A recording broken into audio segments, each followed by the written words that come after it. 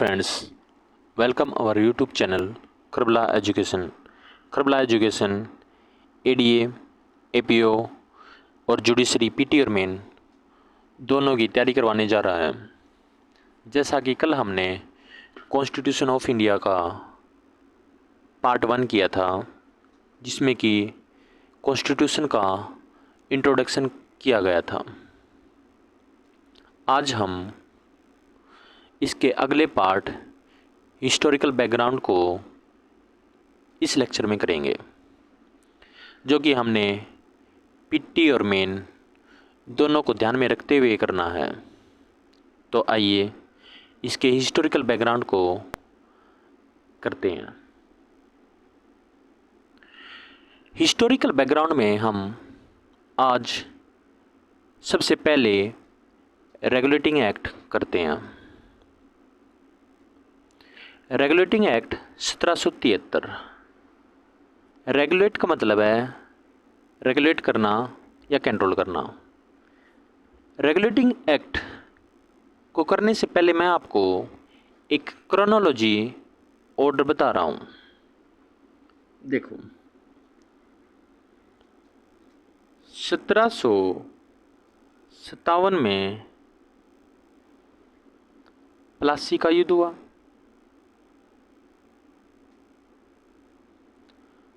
1764 में बक्सर का युद्ध। प्लासी और बक्सर बीबी पंजाब ऐसे भी याद कर सकते हैं, पंजाब। तो प्लासी और बक्सर।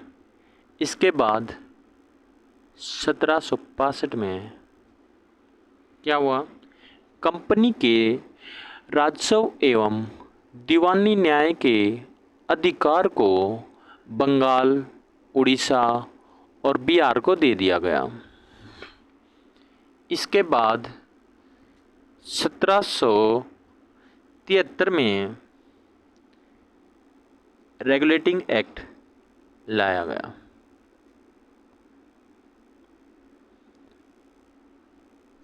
इसके बाद 1858 में कंपनी शासन को भंग करके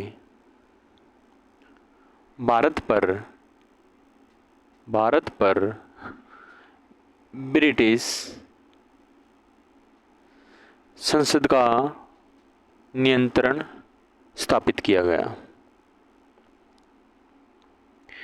तो मैं आपको ये इसलिए बता रहा हूँ कि 1773 में रेगुलेटिंग एक्ट लाने का क्या पर्पज था। तो आइए अब इसको देखते हैं, रेगुलेटिंग एक्ट को। देखो, रेगुलेटिंग एक्ट में क्या क्या हुआ? ब्रिटिश गवर्नमेंट द्वारा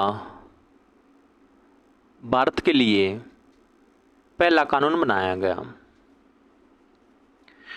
उस टाइम के ब्रिटिश के पीएम थे लॉर्ड फेडरिक नॉर्थ। अब 1773 में एक तो भारत के लिए पहला कानून बना दिया। अब दूसरा क्या हुआ? कंपनी का जो प्रशासन था उसकी देखरेख के लिए इंग्लैंड में 2 संस्था बना दी गई। अब वो 2 संस्था कौन कौन सी थी? देखो, एक थी कोर्ट ऑफ डायरेक्टर्स और दूसरी थी court of proprietors. Court of director कौन थे? Executive body of east India company. Court of proprietors कौन थे? Collective body of share holder of east India company. जो ये share holder of east India company थे ना, इन्होंने ही कोर्ट ऑफ डायरेक्टर को इलेक्ट किया। ठीक है। अच्छा, उसके बाद तीसरा पॉइंट क्या आया? बंगाल का गवर्नर जनरल। देखो इसको करते हैं, देखो कैसे करते हैं। देखो सबसे पहले हम करते हैं प्रेसिडेंसी नगर। देखो 3 प्रेसिडेंसी नगर थे। ओ यार, देखो 3 प्रेसिडेंसी नगर थे। कौन कौन से? प्रेसिडेंसी सिटी कौन कौन से थे? बॉम्बे, मद्रास और कोलकाता, जो कि उस टाइम पे क्या बोलते थे? बंगाल। ठीक है।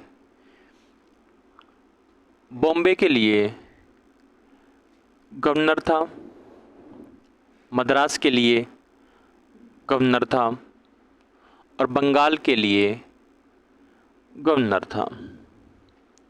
अब जो बंगाल का गवर्नर था, इसको गवर्नर जनरल बनाया गया। कब? 1773 में। यही मैं आपको बताना चाह रहा था। देखो प्रेसिडेंसी सिटी बॉम्बे, मद्रास, कलकत्ता यानी बंगाल। 1773 में क्या हुआ? बंगाल के जो गवर्नर जनरल थे उनको बनाया गया। अब इनका नाम क्या था? Warren Hastings. और मैंने तो ऐसे याद किया है, WH। ये अंग्रेज लोग थे और ये वाइट थे, स्किन से white. WH white. Warren Hastings Bengal के पहले गवर्नर जनरल। ठीक है। अब गवर्नर जनरल के साथ 4 सदस्य और मिलके इन्होंने क्या बना दिया? Governor council. देखो उस टाइम पे एक परिषद बनाई गई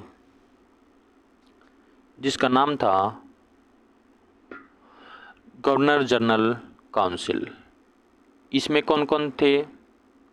एक तो गवर्नर जनरल था, प्लस में 4 अदर मेंबर्स थे, जिसको क्या बोलते थे?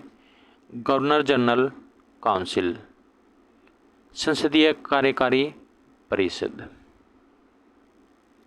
देखो 1773 में क्या क्या हुआ? पहला कानून बनाया, 2 संस्थाएं बनाई, गवर्नर जनरल बनाया। अब एक है सुप्रीम कोर्ट। सुप्रीम कोर्ट की स्थापना की गई। सुप्रीम कोर्ट की स्थापना कब की गई? 1774 में। कहाँ पे की गई? Fort William. यह है कहाँ? कलकत्ता में। अब क्वेश्चन है, सुप्रीम कोर्ट की स्थापना कब की गई? 1774 में। और सुप्रीम कोर्ट के पहले चीफ जस्टिस कौन थे? एलिजा एम्पे। ये मोस्टली बहुत से एग्जाम में मैंने देखा है। अब देखो, जो बताने को चीज़ थी रेगुलेटिंग एक्ट में, सिर्फ ये इम्पोर्टेंट चीज़ थी। कानून, संस्थाएं, कोर्ट ऑफ डायरेक्टर और court of proprietors, governor general और सुप्रीम कोर्ट की स्थापना। अब उसके बाद पिट्स इंडिया एक्ट। अब इसको करते हैं। देखो पिट्स इंडिया एक्ट, ये पिट्स जो थे ना, ये PM थे उस टाइम के। इसी के नाम पे ये एक्ट लाया गया। इसमें लिखा भी है ना, देखो PM कौन थे? विलियम पिट्स, इसी के नाम पे यह एक्ट लाया गया। और इस एक्ट में क्या किया गया, कंपनी के व्यापारिक और प्रशासनिक मामलों को अलग कर दिया गया। यानी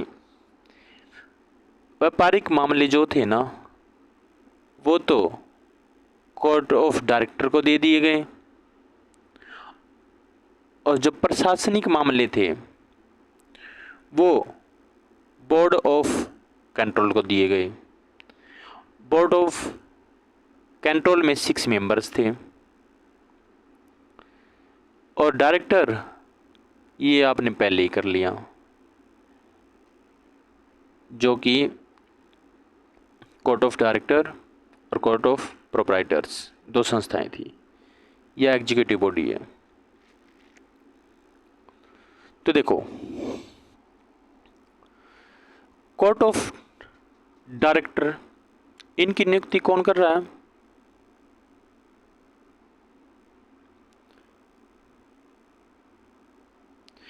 इनकी नियुक्ति कर रहे हैं शेयर होल्डर ऑफ कंपनी, हमने ऊपर कर लिया।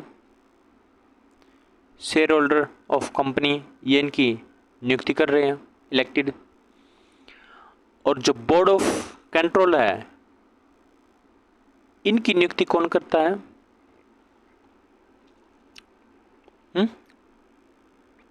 सम्राट, यानी क्वीन एलिजाबेथ। इसको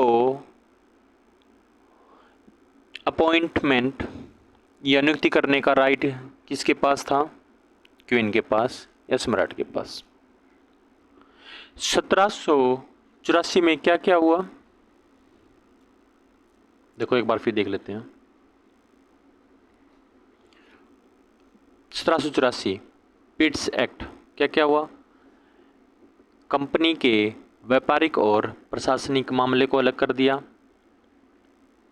और जो दूसरा है जॉइंट गवर्नमेंट, ब्रिटिश इंडिया में स्थापित की गई। जॉइंट गवर्नमेंट किस किस की थी, एक तो कंपनी की और एक क्राउन अथॉरिटी। जॉइंट गवर्नमेंट में 2 अथॉरिटी होती थी, एक तो कंपनी अथॉरिटी और जो दूसरी थी क्राउन अथॉरिटी। ये आए पिट्स इंडिया एक्ट 1784 के तहत। अब इसके बाद चार्टर एक्ट 1793 में लाया गया। अच्छा, वैसे चार्टर एक्ट किसने इंट्रोड्यूस किया,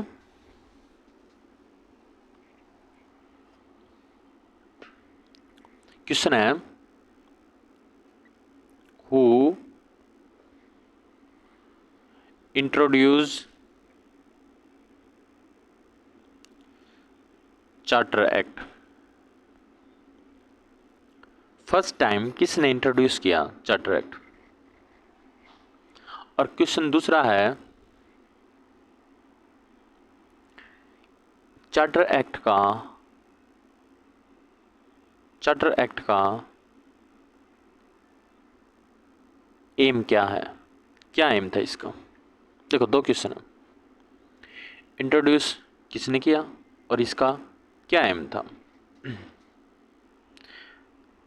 देखो, पहला तो है चार्टर एक्ट इंट्रोड्यूस किसने किया। फर्स्ट टाइम ये इंट्रोड्यूस किया क्वीन एलिजाबेथ। क्वीन एलिजाबेथ ने कंपनी को 1600 में एक चार्टर प्रदान किया गया। चार्टर मतलब अथॉरिटी, यानी कंपनी को exclusively right to trade in India authority प्रदान की गई। अब भैया आप इंडिया में व्यापार कर सकते हो। अच्छा, इसका एम क्या था? इसका एम था provide for a financial grant toward Indian literature and promotion of science.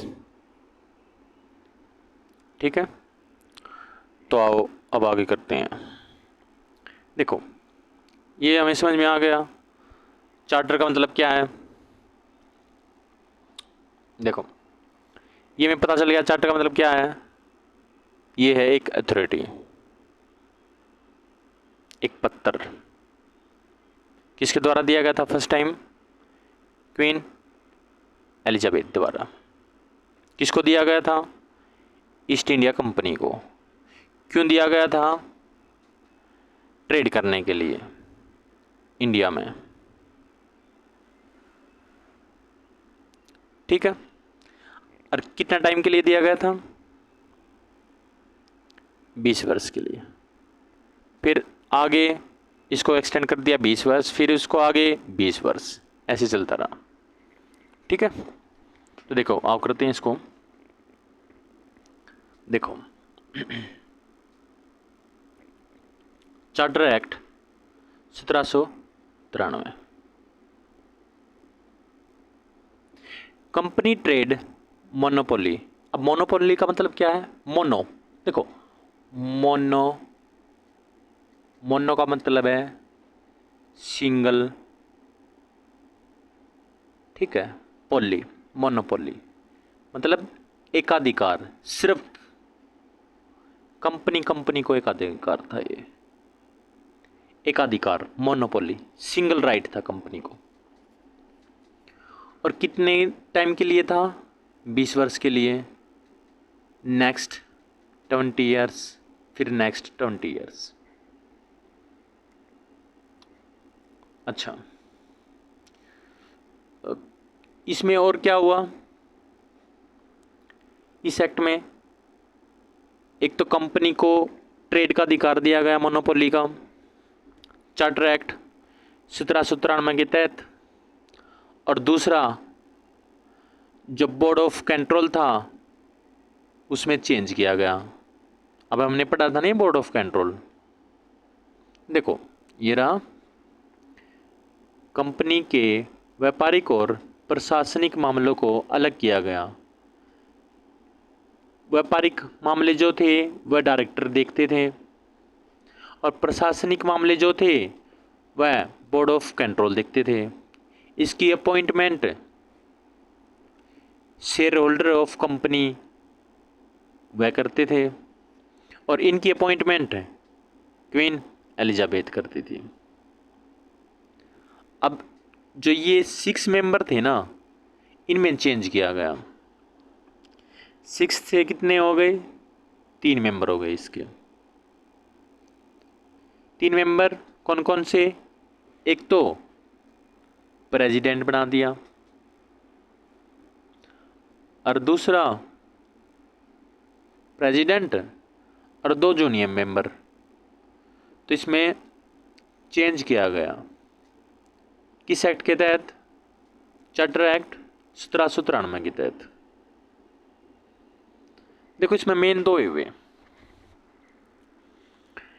Monopoly का राइट ईस्ट इंडिया कंपनी को,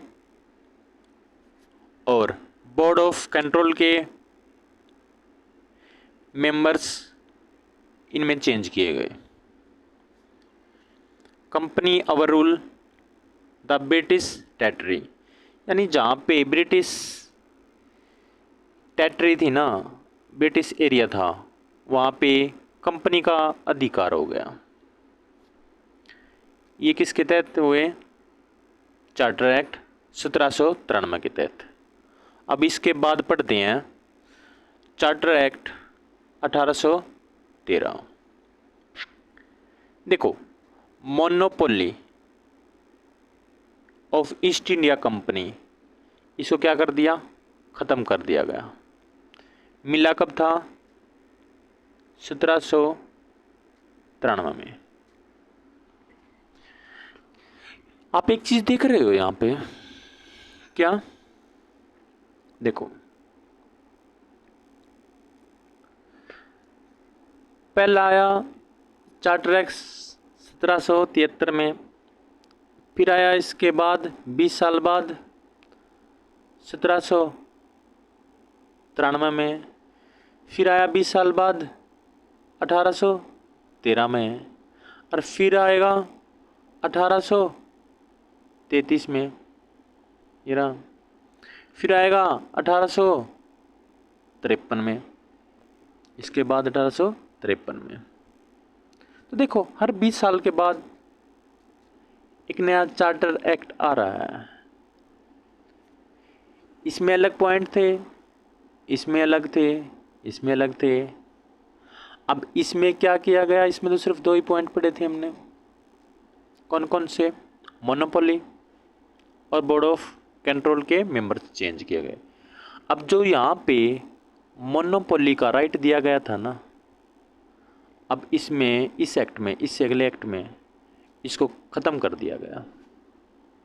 यही तो लिखा है, end of monopoly of east India company. क्योंकि जो मोनोपोली का राइट था ना,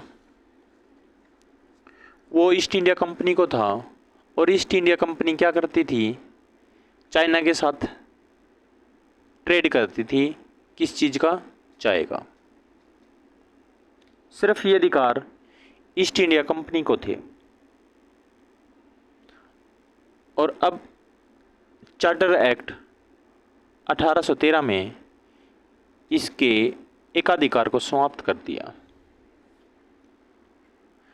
चार्टर एक्ट 1813 में कौन कौन से पॉइंट करने हैं हमने? देखो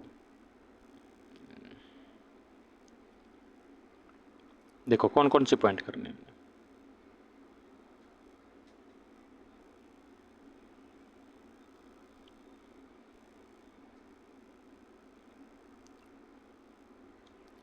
एक तो मोनोपोली को ख़त्म करना,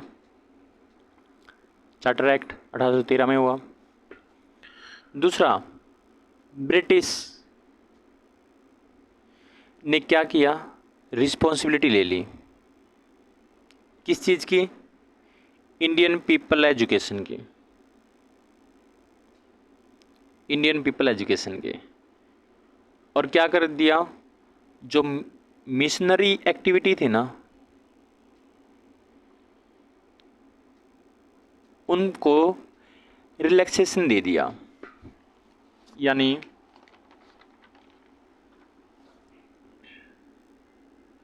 क्या हुआ? एक तो ईसाई मिशनरियों को धर्म प्रचार की अनुमति दे दी। दूसरा, इंडियन पीपल के एजुकेशन को बढ़ावा दिया गया। ये 2 चीज़ हुई। और इस पे खर्चा कितना किया गया? 1 लाख प्रति वर्ष, इतना खर्चा किया गया है। लिखा भी क्या? अच्छा, तीसरा पॉइंट और क्या करना है?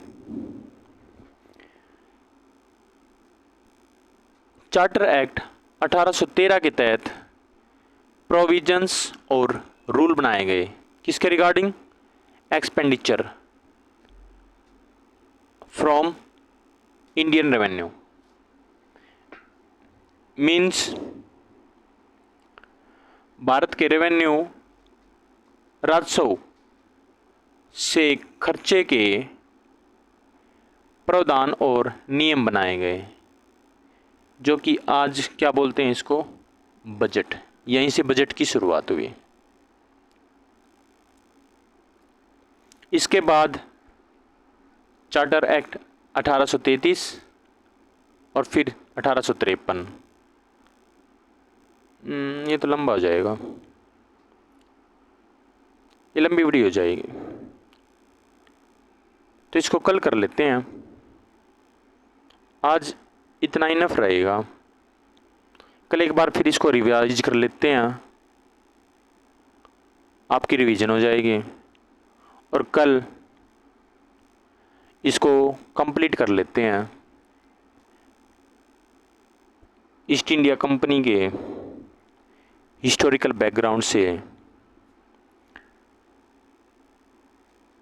Regulating act, Pitt's act, charter act 1813, 1833 और 1853 कल ही कंप्लीट हो जाएगा।